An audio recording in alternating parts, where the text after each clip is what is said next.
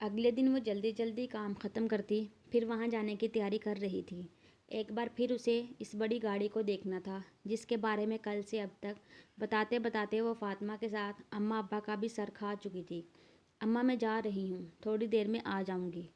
تجھے کچھ دکان سے چاہیے تو بتا، آتے ہوئے لیتی آؤں گی۔ گلابی شلوار قمیض کے ساتھ نارنجی رنگ کا دوپٹہ پہنے وہ نکہت بیگم کے سامنے کھڑی بالوں میں لگا پراندہ گھما رہی تھی۔ انہوں نے ناگواری سے اسے دیکھا۔ نگوڑی، کب عقل آئے گی تجھے؟ سارے محلے میں دندناتی پھرتی ہے۔ جلدی تیری شادی کرا کر اس گھر سے چلتا کرتی ہوں۔ پیسے دے رہی ہو تو دے دو، ورنہ میں جا رہی ہوں۔ اماں کی باتوں سے جھنجھلاتی وہ چڑھتے ہوئے بولی، جا دفع ہو جا، تیرا باپ آتے ہوئے لیتا آئے گا سامان۔ نکہت بیگم نے ہاتھ جھلاتے ہوئے اسے چلتا کیا۔ وہ بھی منہ بزورتی فوراً وہاں سے نکل گئی۔ تیز تیز چلتی وہ پھر اس زیر تعمیر ہسپتال کے سامنے جا کھڑی ہوئی تھی جہاں مزدور اپنے کام میں مصروف تھے۔ لگتا ہے آج وہ بڑی گاڑی والا شاید نہیں آیا۔ اسے مایوسی ہوئی۔ ابھی وہ واپس جانے ہی لگی تھی جب تیزی سے آتی مرسیڈیز اس کے برابر سے گزری۔ وہ رک کر اسے دیکھنے لگی جو چند قدم کے فاصلے پر اپنی گاڑی سے باہر نکل رہا تھا۔ ہائے اللہ جی، کتنا سونا ہے! آنکھوں میں اشتیاق لیے زینب اسے دیکھے گئی۔ تبھی ہاشم امتیاز بھی اپنے سن گلاسز اتار کر ماحول کا جائزہ لینے لگا جب ایک بار پھر اسے وہی لڑکی کھڑی نظر آئی جو آنکھوں میں اشتیاق لیے کبھی اسے تو کبھی گاڑی کو دیکھ رہی تھی۔ وہ دھیرے سے مسکرایا اور اپنے قدم اس کی جانب بڑھا دیے۔ ہیلو مس، آپ یہاں کیا کر رہی ہیں؟ وہ بڑی بے تکلفی سے بولا۔ زینب ہونکوں کی طرح اسے دیکھ رہی تھی۔ بھلا اس نے کب سوچا تھا وہ یوں اس کے سامنے آ کھڑا ہوگا؟ وہ میں اسے سمجھ نہ آیا کہ کیا جواب دے۔ اچھا لگا آپ کو دیکھ کر، امید ہے پھر ملاقات ہوگی۔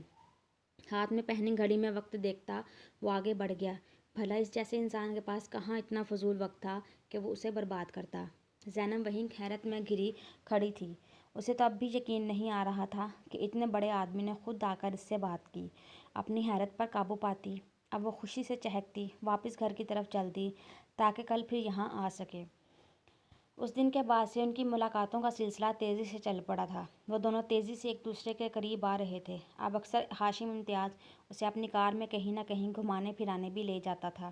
دوسری طرف ختیجہ بیگم کے اصرار پر علی صاحب نے شادی کے لیے حامی بھر دی تھی جس کے باعث دونوں خاندانوں میں زور و شور سے شادی کی تیاریاں شروع ہو چکی تھیں۔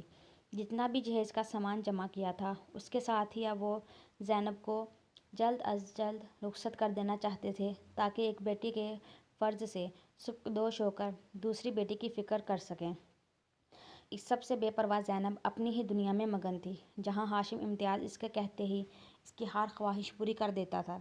وہ اپنی قسمت پر جتنا حیران ہوتی کم تھا۔ یہ لے، یہ میں تیرے لیے لایا ہوں۔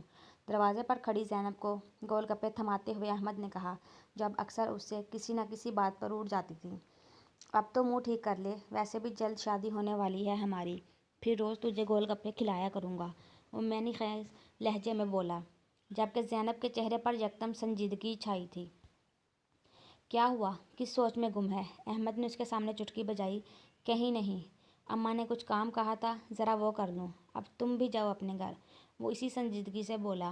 چل ٹھیک ہے، اب تجھ سے جمعے کو ملاقات ہوگی جب تو میری بیوی بن کر میرے سامنے ہوگی، مسکرا کر کہتا وہ اپنے گھر کی جانب بڑھ گیا جبکہ زینب دروازہ بند کرتی کچن میں چلی آئی۔ اس کا ذہن ہاشم امتیاز اور احمد قریشی میں بری طرح الجھ چکا تھا۔ نہیں، میں ساری زندگی غربت میں نہیں گزار سکتی، وہ نفی میں سر ہلاتی اماں ابا سے بات کرنے کے بارے میں سوچ چکی تھی۔ رات کے کھانے سے فارغ ہو کر وہ سب کے لیے چائے بنا کر صحن میں آئی جہاں اماں ابا اور فاطمہ بیٹھے تھے۔ اماں ابا، مجھے آپ دونوں سے کچھ کہنا ہے۔ ٹرے کو چارپائی پر ان کے سامنے رکھتے ہوئے وہ سنجیدگی سے گویا ہوئی۔ کیا بات کرنی ہے میرے بچے کو؟ علی صاحب محبت سے اپنی بیٹی کو دیکھتے ہوئے بولے جو اب کچھ ہی دنوں میں رخصت ہونے والی تھی۔ ابا وہ کیا؟ وہ ابا، مجھے احمد سے شادی نہیں کرنی، ہمت جمع کرتی وہ آخر بول اٹھی۔ صحن میں خاموشی چھا چکی تھی۔ اماں ابا حیرت سے اسے دیکھ رہے تھے کہ تبھی اماں کا جلال جوش میں آیا۔ نا ہنجار، شرم نہیں آئی ایسی بات کرتے ہوئے؟ ابا کے سامنے اس کی دیدہ دلیری اماں کو ایک آنکھ نہ بھائی۔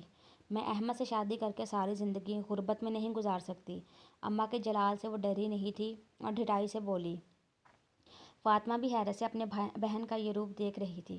کیا بکواس کیے جا رہی ہے؟ تیرے لیے کون سا کسی شہزادے کا رشتہ آنے لگا جو تجھے یہ شادی نہیں کرنی؟ کہتے ہوئے ان کا ہاتھ اپنی چپل کی طرف گیا تھا अम्मा को चप्पल उठाते देख वो थोड़ा पीछे को हटी। मैं कह रही हूँ अपनी जान दे दूंगी लेकिन अहमद से शादी नहीं करूँगी। चप्पल पड़ने के डर से वो रुकी नहीं थी। आंसुओं के साथ कहती वो फ़ौरन कमरे में भाग गई। निकत बेगम ने परेशानी से अहमद साहब को देखा जो खामोश बैठे न जाने क्या सोच रहे थे। पता नहीं क्या हो गया है इस लड़की को। अम्मा मुझे लगता है वजू उसी आदमी की वजह से कह रही है, वो बड़ी गाड़ी वाला। फातिमा की बात पर निकत बेगम और अली साहिब ने चौंक कर एक दूसरे को देखा। ज़ैनब के इनकार की खबर घर की चार दीवारी से निकलकर खतीजा बेगम के घर तक पहुंच चुकी थी, जिन्होंने सब जानने के बाद घर आकर खूब अवेला किया था। साथ ही सब ताल्लुक़ ख़त्म करके वो वापस चली गई थी। अहमद ने भी कई दफ़ा ज़ैनब से बात करने की कोशिश की मगर वो कुछ सुनने के लिए तैयार ही नहीं थी। वो हर बार इसकी तरफ से नाउम्मीद होकर लौट जाया करता था, लेकिन हर बार की तरह वो आज भी निकत बेगम से इजाज़त लेता उसके कमरे में मौजूद था, एक आखिरी कोशिश के लिए, क्योंकि जिनसे मोहब्बत का दावा होता है ना, उन्हें इतनी आसानी से दुनिया में गुम होने के लिए नहीं छोड़ दिया जाता। उन्हें पास रखने के लिए आखिरी हद तक कोशिश की जाती है। वो भी एक आखिरी कोशिश कर लेना चाहता था जो ज़ैनब और उसे दोनों को बचा ले दुनिया की भीड़ में कहीं गुम होने से। ज़ैनी, कमरे के दरवाजे पर खड़े होकर अहमद ने धीरे से पुकारा। कितनी मोहब्बत थी इस पुकार में। ज़ैनब जो अम्मा के तानों से दिल बर्दाश्ता कमरे में घुटनों में सर दिए बैठी आंसू बहा रही थी। एक झटके से सर उठाकर उसे देखा। क्या है, अब क्यों आए हो? कह दिया ना नहीं करनी शादी तुमसे, वो गुस्से से चिल्लाई। आखिर को इसी की वजह से तो अम्मा ने डांटा था। अहमद धीरे धीरे कदम उठाता उसके करीब पहुंचा और बड़ी नरमी और तवज्जो से उसके गालों पर बहते आंसुओं को अपने पोरों पर चुनने लगा। ये क्या हाल बना लिया? ज़ैनब ने गुस्से से उसके हाथ झटके। ड्रामा करने की ज़रूरत नहीं है। तो अब तुम्हें मेरी मोहब्बत ड्रामा लग रही है? अहमद ने तल्खी से कहते हुए इस बात में सर हिलाया। पैसा नहीं है मेरे पास इसलिए? फातिमा से बड़ी गाड़ी का किस्सा सुना चुकी थी। हाँ, पैसा नहीं है तुम्हारे पास और मैं अपनी पूरी ज़िंदगी गुर्बत में नहीं गुजार सकती। बचपन से छोटी छोटी चीज़ों के लिए तरसे हैं, अब क्या चाहते हो आगे भी मैं एक एक चीज़ के लिए तरसूं? वो कहते हुए इसके मुकाबिल खड़ी हुई। ज़ैनब, किस्मत में पैसा होता है, पैसे से किस्मत नहीं। अहमद ने उसे समझाना चाहा। आज के दौर में पैसा ही सब कुछ है, समझे? और अब बस रोज़ रोज़ यहाँ के चक्कर लगाना बंद करो। तंग आ चुकी हूँ एक ही बात दोहराते दोहराते। बेहिसी की हद थी कि उसे सामने खड़े शख्स की आंखों में अपने लिए मौजूद मोहब्बत भी नज़र आना बंद हो गई थी। अहमद ने नफ़ी में सर हिलाते हुए उसे देखा। दिल चाहा कह दे पछताओगे। मेरा दिल दुखाकर खुश तुम भी नहीं रहोगी, मुझे रुलाकर मुस्कुराहटें कैसे बिखेरोगी। लेकिन वो मोहब्बत की का जिसमें महबूब को बद्दुआ दे दी जाए। मेरी दुआ है तुम हमेशा खुश रहो, तुम्हें वो सब कुछ मिले जिसकी तमन्ना करो। दिल पर पत्थर रखकर वो उसे दुआ देता वहाँ से निकलता चला गया, इस बात से बेखबर कि यही वो लम्हा था जहाँ उसकी मांगी हर दुआ को बारगाहे इलाही तक पहुँचना था। पिछले दिनों कहाँ गायब थी? अपनी गाड़ी में बैठे हाशिम इम्तियाज़ ने चेहरा मोड़कर एक नज़र उसे देखा, जो सुर्ख रंग की कमीज शलवार पर पीला दुपट्टा लिए उदास सी शीशे के पार देख रही थी। एक दो दिन घर में सुकून से बैठने के बाद वो आज फिर हाशिम इम्तियाज़ के सामने मौजूद थी, जो अब अक्सर अस्पताल के बहाने सिर्फ उससे मुलाकात के लिए आता था। घर पर ही थी। ज़ैनब ने भी अपना रुख हाशिम इम्तियाज़ की जानिब किया, जो पैंट कोट में आंखों पर सन ग्लासेस लगाए उसकी तरफ ही मुतवज्जा था। हम कहाँ जा रहे हैं? अभी पता चल जाएगा, थोड़ा सब्र करो। कहते हुए हाशिम इम्तियाज़ के चेहरे पर मुस्कुराहट उभरी। थोड़ी देर में ही गाड़ी एक होटल के सामने जा रुकी थी। आ जाओ। गाड़ी से बाहर निकलते हुए हाशिम इम्तियाज़ ने उसे भी उतरने का इशारा किया। ज़ैनब हैरत से शानदार होटल को देख रही थी। भला इससे पहले वो कब ऐसी जगहों पर आई थी? हाशिम इम्तियाज़ से साथ लिए अंदर की जानिब बढ़ा। रिसेप्शन से चाबी लेकर वो दोनों लिफ्ट के जरिए तीसरी मंजिल पर पहुंचे थे। कॉरिडोर से गुजरकर हाशिम इम्तियाज़ एक कमरे के सामने जा रुका। चाबी लगाकर उसने दरवाज़ा खोला और ज़ैनब को लिए अंदर दाखिल हो गया। ज़ैनब आंखों में इश्तियाक लिए इस खूबसूरत कमरे को देख रही थी और हाशिम इम्तियाज़ उसे। वो गला खनखार कर आगे बढ़ा और पीछे से ज़ैनब को कंधों से थामा। तो फिर क्या ख्याल है? गंभीर लहजे में कहता वो उसकी गर्दन पर झुका। ज़ैनब जो कमरे की सजावट में खोई हुई थी, करंट खाकर पीछे हटी। ये क्या कर रहे हैं आप? कमरे में चलते एसी के बावजूद से अचानक पसीना आने लगा। उसकी छठी हिस्स ने यकदम कुछ गलत होने का अलार्म बजाया था। ज़ैनब ने आपके घबरा कर कमरे में नज़र दौड़ाई, जहाँ वो इस गैर मर्द के साथ तन्हा थी। ओ कम ऑन डार्लिंग, अच्छे से जानती हो क्या कर रहा हूँ। मुस्करा कर कहते हाशिम इम्तियाज़ एक बार फिर उसकी जानिब बढ़ा। देखें, शादी से पहले ये सब ठीक नहीं। नज़रें झुकाए वो अपना दुपट्टा ठीक करते हुए बोली। व्हाट? शादी? Are you serious? وہ ہنسا اور اتنا ہنسا کہ زینب کو وحشت ہونے لگی۔ شادی اور وہ بھی تم سے؟ تم جیسی پیسوں کے پیچھے بھاگنے والی لڑکیاں بس دل بہلانے کا سامان ہوتی ہیں، اس سے زیادہ کچھ نہیں۔ ہاشم امتیاز کی یہ بات ایک تمانچے کی طرح زینب کو لگی تھی۔ اسے بے اختیار احمد یاد آیا۔ یہ کیا کہہ رہے ہیں آپ؟ میں کیا کہہ رہا ہوں؟ تم اچھے سے جانتی ہو لڑکی۔ دیکھیں مجھے جانے دے، میں ایسی لڑکی نہیں ہوں۔ او کم آن، ایسی لڑکی نہیں ہوں۔ اتنا پیسہ خرچ کیا ہے تم پر، وہ تو وصول کرنا پڑے گا نا۔ ہاشم امتیاز جتاتے ہوئے اس کے قریب ہوا، جب زینب نے پوری قوت لگا کر اسے پیچھے کو دھکیل دیا اور لڑکھڑا کر پیچھے صوفے پر جا گرا۔ یو بلڈی بیچ! وہ اٹھنے لگا، مگر اس سے پہلے ہی زینب موقع کا فائدہ اٹھاتی تیزی سے دروازے کا لاک کھول کر کمرے سے باہر نکل گئی۔ پیچھے وہ صوفے پر گرا شکار ہاتھ سے جانے پر اسے گالیوں سے نواز رہا تھا۔ اسے حیرت بھی ہو رہی تھی، کیونکہ ایسا پہلی بار ہوا تھا کہ کوئی لڑکی سے یوں انکار کر کے چلی گئی ہو، ورنہ اس کے ایک اشارے پر لڑکیاں اپنی عزت کو پامال کرنے میں دیر نہیں لگاتی تھیں۔ ہوٹل سے باہر نکل کر اس نے اپنے پھولتے تنفس کو قابو کرنا چاہا۔ اسے یقین نہیں آ رہا تھا کہ کتنی آسانی سے وہ اپنی عزت کو بچاتی اس کمرے سے باہر نکل آئی۔ اس نے بے اختیار آسمان کی طرف دیکھا۔ یقیناً وہ رب اسی پر مہربان ہوا تھا کہ یہاں تک پہنچ کر بھی اس کی عزت صحیح سلامت تھی۔ آنسو آنکھوں سے نکل کر گالوں پر بہنے لگے۔ پیسے کی خواہش اسے کہاں تک لے آئی تھی، لیکن کیا واقعی یہ پیسے کی خواہش تھی کہ وہ آج اس حال کو تھی؟ یقیناً نہیں۔ یہ تو اللہ کے بندوں کو دل دکھانے کی سزا تھی، اور اس بندے کی دعا بھی کہ آج وہ یہاں پہنچ کر بھی محفوظ تھی۔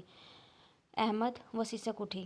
کیا کر آئی تھی وہ؟ ماں باپ کو اس نے ناراض کیا تھا، اپنے لیے واپسی کے دروازے اس نے خود بند کیے تھے، چاہنے والے شخص کو دولت کے پیچھے خود ٹھکرایا تھا۔ گو کہ خواہشات پالنا غلط نہیں، مگر کسی کا دل دکھا کر اپنی خواہشوں کے پیچھے بھاگنا کبھی آپ کے لیے فائدہ مند ثابت نہیں ہو سکتا۔ وہ بھی اب خالی ہاتھ کھڑی تھی، نہ دولت تھی نہ ہی محبت۔ آج موسم کافی ابر آلود رہا تھا، اس لیے دکان سے جلدی واپس آ کر کھانا وغیرہ کھانے کے بعد وہ کچھ دیر کے لیے اپنے دروازے کے باہر بیٹھ گیا تھا۔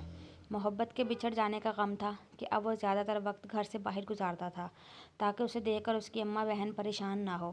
وہ یوں ہی بیٹھا کسی غیر مرئی نکتے کو گھور رہا تھا جب اسے گلی میں رکشا رکنے کی آواز سنائی دی۔ اس نے چہرہ موڑ کر بائیں جانب دیکھا، جہاں وہ دشمن جان رکشا سے اتر کر اب رکشا والے کو رکنے کا بول رہی تھی، تاکہ گھر کے اندر جا کر رکشا کا کرایہ لا سکے۔ احمد بے اختیار اٹھ کر اس رکشا والے کے پاس پہنچا اور جیب سے پیسے نکال کر اس کے ہاتھ میں تھما دیے۔ پیسے ملتے ہی وہ اپنا رکشا لیے گلی سے نکلتا چلا گیا، جبکہ زینب حیرت سے اسے دیکھ رہی ہو، جو اتنا سب ہونے کے بعد بھی اس کی پرواہ کر رہا تھا۔ احمد! وہ مڑ کر جانے لگا تھا جب زینب بے اختیار اسے پکار بیٹھی۔ احمد نے مڑ کر بے تاثر نظروں سے اسے دیکھا، جس پر اس نے شرمندہ ہوتے ہوئے اپنا سر جھکا دیا۔ مجھے معاف کر دو احمد۔ احمد جو اس کے روئے ہوئے چہرے کو پریشان اور کچھ جانتی نظروں سے دیکھ رہا تھا، زینب کے ہاتھ جوڑ کر کہنے پر دنگ رہ گیا۔ پاگل ہے؟ کیا کر رہی ہے؟ زینب کے جڑے ہاتھوں کو نرمی سے تھام کر نیچے کیا۔ دونوں کے درمیان خاموشی حائل ہوئی تھی۔ لمحے آہستہ آہستہ سرکنے لگے تھے۔ جب زینب نے سر جھکائے اپنے قدم گھر کی جانب اٹھائے، مگر اگلے ہی لمحے احمد کے منہ سے ادا ہوتے لفظوں پر اس کے قدم تھمے تھے۔ وہ مڑ کر بے یقینی سے اسے دیکھنے لگی۔ میں اب بھی منتظر ہوں، اب اگر لوٹ آئی ہے تو میری طرف سے ہاں سمجھو۔ احمد! وہ یکدم رونے لگی۔ دنیاوی دولت کے پیچھے وہ اس محبت کو ٹھکرا رہی تھی جس نے پلٹ کر اس سے کوئی سوال نہ کیا تھا۔